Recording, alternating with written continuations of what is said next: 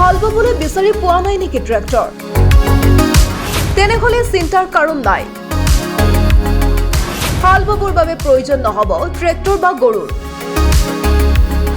বাইকৰ জৰিয়তে পাৰিব হাল বাবলৈ।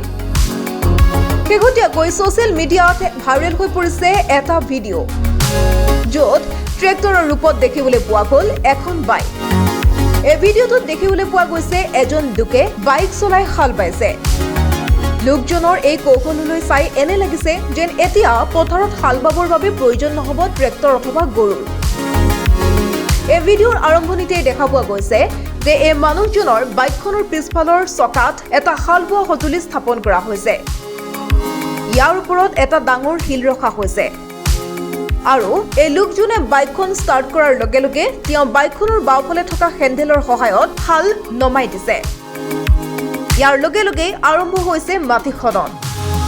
ইনষ্টাগ্ৰামত আপলোড কৰা এই ভিডিঅ'টো এতিয়া বতাহৰ গতিত ভাইৰেল হৈ পৰিছে। বহু লোকে মন্তব্যও কৰিছে যে এতিয়াৰে পৰা মাটি চহাবলৈ আৰু চিন্তাৰ কাৰণ নাই। নিউজ ডেস্ক, প্ৰতিবিম্ব লাইভ।